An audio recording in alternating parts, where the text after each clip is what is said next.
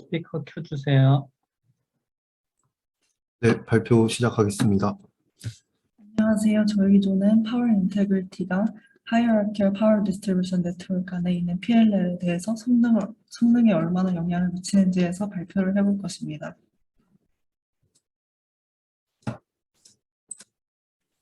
먼저 인트로에서는 PLL에 대한 간단한 설명, 그리고 파워 인테그리티에 대해서 설명을 하겠습니다.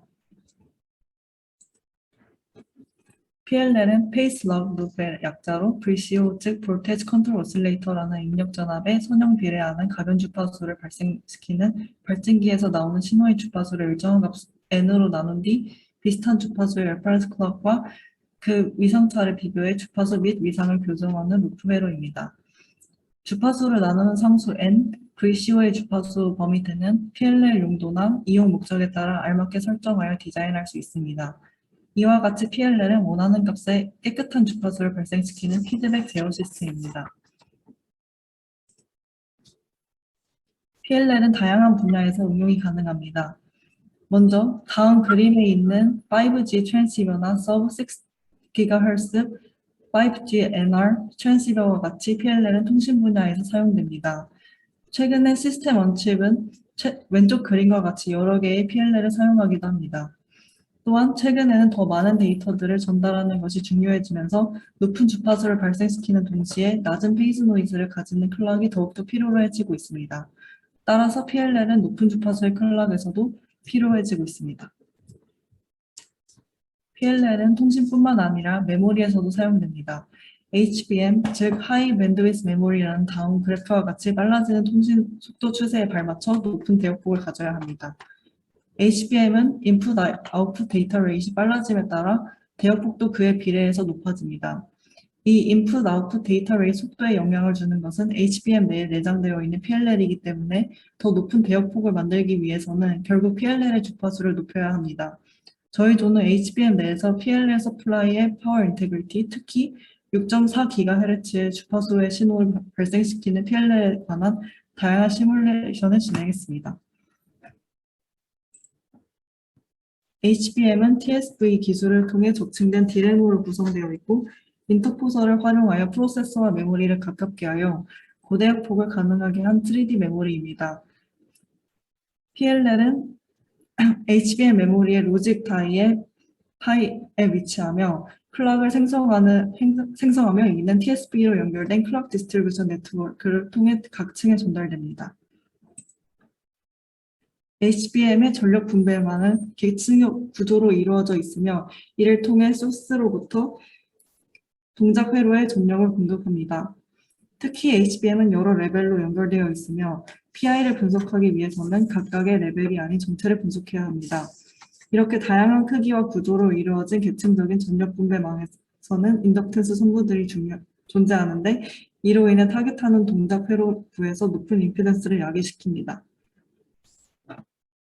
앞서 말한 전력 분배망의 임피던스 성분은 위 그림과 같이 모델링될 수 있습니다.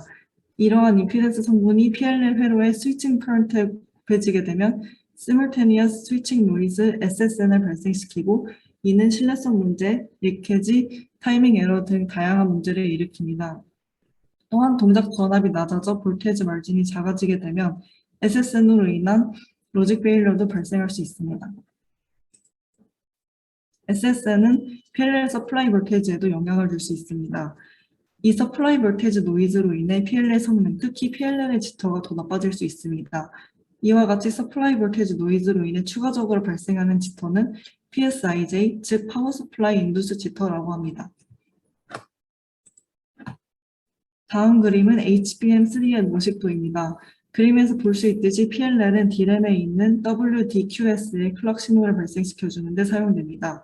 따라서 PLL 자체의 성능이 안 좋다면 다른 D램 블록들도 그 영향을 받기 때문에 D램의 성능까지 열어야됩니다.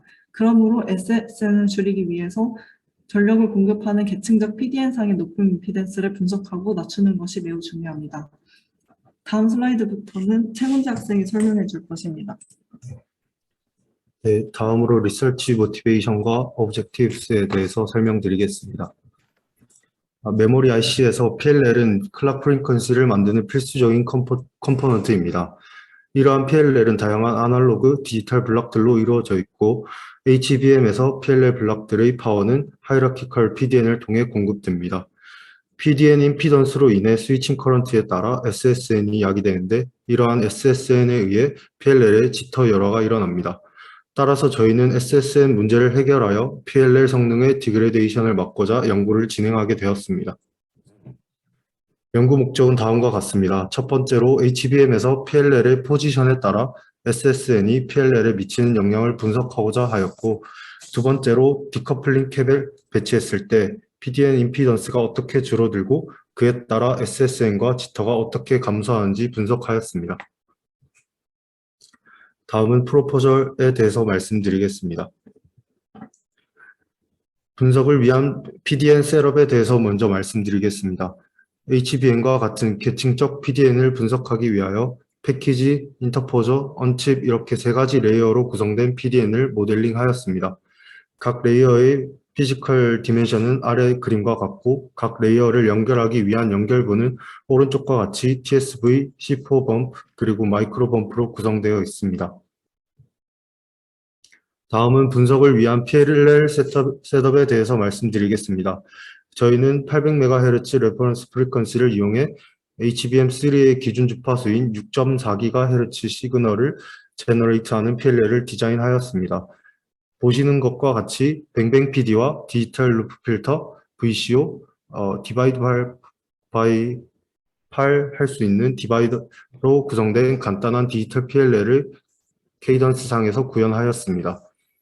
실제 HBM에서 PLL에 파워가 공급되는 것처럼 하나의 같은 파워 소스를 통해 모든 블록들의 파워를 공급해 주었으며 이러한 PLL 셋업을 바탕으로 SSN으로 인해 PLL 아웃풋 시그널의 지터가 디그레이드 되는 PSIJ 문제를 살펴보았습니다.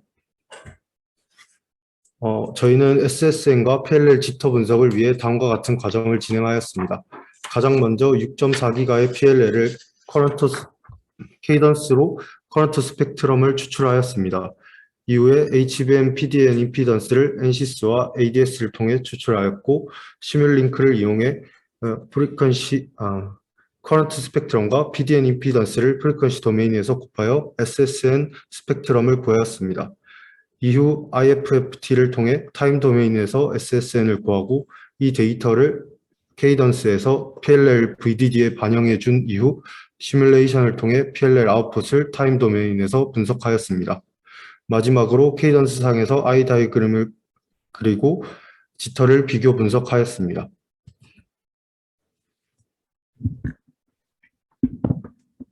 다음으로 저희가 진행한 시뮬레이션의 결과와 애널리시스에 대해서 말씀드리도록 하겠습니다. 앞서 설명드렸던 계층적 PDN 모델의 온칩 부분에 PLL 회로가 올라가게 됩니다. 이로써 PLL 회로는 계층적 PDN을 따라서 전력을 공급받게 되는데 이때 PLL 회로의 온칩 PDN상의 위치에 따라 다음 그래프처럼 PDN 임피던스가 달라지게 됩니다. 그래서 가장 가운데 위치를 1번 포트, 가장 모서리 부분을 5번 포트라고 했을 때 오른쪽 그래프상의 파란색 그래프인 1번 포트가 가장 적은 임피던스를 보였고 모서리로 가면 갈수록 임피던스가 높아지고 5번 포트인 빨간색 그래프가 가장 임피던스가 크게 나타났습니다. 그래서 앞쪽 프리퀀시 영역 같은 경우에는 패키지에 의해 결정되는데 고주파로 갈수록 칩 쪽의 PDN의 영향을 많이 받게 됨에 따라서 온칩 PDN상의 위치에 따라 모두 레조넌스가 다르게 떴고 그로 인해서 더 모서리인 부분에서 인덕턴스가 크게 발생해서 전체 양상이 칩 쪽에서 많이 다른 것을 볼 수 있습니다.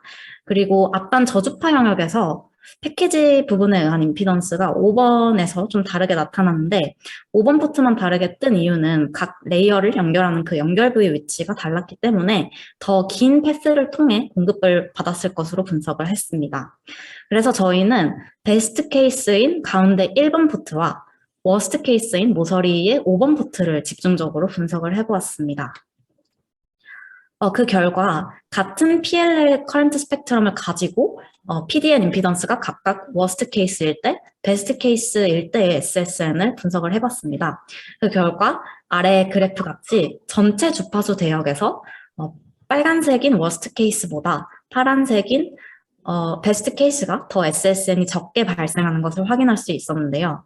특히 임피던스 그래프상의 공진점이었던 1GHz 대역과 18GHz 대역에서 큰 SSN이 발생했었는데 베스트 케이스에서는 이 부분이 조금 덜 발생하는 것을 볼 수 있습니다. 다음으로 앞서 보여드렸던 SSN 스펙트럼을 인버스 퓨리어 트랜스폼을 해서 타임 도메인에서 분석한 결과입니다. 파란색 그래프가 베스트 케이스, 빨간색 그래프가 워스트 케이스인데요.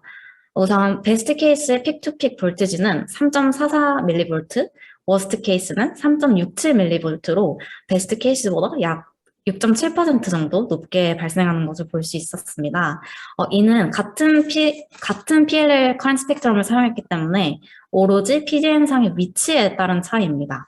그리고 PPT에 따로 기재는 하지 않았지만 지금 피크가 뜨는 지점의 시간을 보면 이 맥시멈과 미니멈 값의 시간차의 역수로 주파수를 구해보면 약 2.77GHz 정도 나오는데 2.77GHz에서 이 픽-투-픽 볼티지를 발생시켰다는 것을 알 수 있었습니다. 이제 워스트 케이스에 대해서 임피던스를 줄이기 위해서 디커플링 캐패시터들을 온칩상에 배치를 해봤습니다. 워스트 케이스인 5번 포트 주변에 0.1 나노파라드 캐패시턴스와 143.6 밀리옴 레지스턴스를 가지는 엔모스 디캡 15개를 배치했는데요. 모두 5번 포트와 가장 가까운 순서대로 배치를 하였습니다. 그 결과 오른쪽 그래프와 같이 공진점이 모두 잘 서프레스 되는 것을 볼 수 있었고 전체적으로 임피던스 또한 매우 낮아진 것을 확인할 수 있었습니다. 이 결과를 바탕으로 디캡을 배치했을 때와 배치하기 전에 같은 5번 포트에서의 SSN을 분석을 해보았습니다. 위 프리퀀시 도메인 그래프를 보시면 알 수 있듯이 공진점에서의 SSN이 모두 낮춰진 것을 볼 수 있습니다. 아무래도 디캡의 영향으로 공진점에서의 임피던스가 낮아졌기 때문에 이렇게 SSN 또한 공진점에서 크게 낮아지는 것을 확인할 수 있었고 또한 아래 타임 도메인 그래프를 보시면 픽투픽 볼테지가 디캡 배치 전 3.67mV에서 디캡 배치 후 0.64mV까지 약 82.6%가 저감된 것을 확인할 수 있었습니다. 네, 안녕하세요. 최적 교수님 연구실 신유한입니다. 이제 남은 결과들과 이제 결론까지 발표 마무리하도록 하겠습니다. 다음은 PLL 위치와 디커플링 캡의 위치에 따라 PLL 아웃풋 시그널의 지터가 어떤 영향을 받는지에 대해서 시뮬레이션을 진행한 결과입니다. SSN이 심해지는 순서와 동일하게 PDN의 가장자리에 위치한 PLL에서 지터 여러가 가운데보다 훨씬 심하였습니다. 또한 그리고 디캡을 배치하였을 때 가장자리임에도 불구하고 PDN 가운데에 위치한 PLL보다 성능이 더 좋아짐을 확인하였습니다. 해당 시뮬레이션으로 PLL이 PDN에서 어떤 위치에 있는지에 따라서 SSN에 의한 영향의 정도가 다르고 그리고 디캡을 활용하면 월스트 케이스 위치라도 성능이 훨씬 좋아짐을 알 수 있었습니다. 추가로 저희는 추출한 SSN이 아주 간단하게 모식화한 TX-RX 스킴에서 어떤 영향을 미치는지를 확인하고자 했습니다. 다음과 같이 아주 간단한 TX 그리고 채널 모델을 케이던스에서 설계하였습니다. PLL에서 생성한 클락으로 PRBS 디지털 코드를 샘플링하고 이를 간단한 버퍼와 채널 모델로 송신하는 구조입니다. 이때 클락을 생성하는 PLL과 버퍼 모두 SSN에 의한 영향을 받는다고 가정하고 진행하였습니다. 그렇게 하고 이제 채널 모델의 끝단에서 PRBS 디지털 시그널이 어떻게 뒤틀리는지 I 다이어그램을 확인하고자 했습니다. 해당 시뮬레이션의 결과입니다. SSN에 의해서 PLL 클락과 버퍼가 SSN의 영향을 받아 I 다이어그램이 다음과 같이 도출되었습니다. I 하이트의 경우 아이디얼 케이스보다 베스트 케이스에서 8.86%, 월스 케이스에서 10.76% 열화됨을 확인하였습니다. 그리고 I 위스의 경우 각각 12.93, 23.81% 열화됨을 확인하였습니다. 그리고 토탈 지터의 경우도 61%, 83% 열화됨을 확인하였습니다. 결국 저희가 아까 SSN에서 봤듯이 그 경향성 그대로 멀리 있을수록 I 다이어그램이 더 뒤틀어짐을 확인하였습니다. 이때 디커플링 캡을 활용해서 기존 월스 케이스보다 I, height, width, 지터 모두 다 개선시켰습니다.